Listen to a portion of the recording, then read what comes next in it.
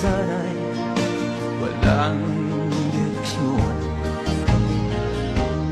Tila kay lupit-lupit itong panahon.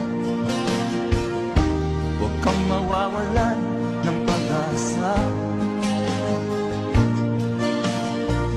kailanman ay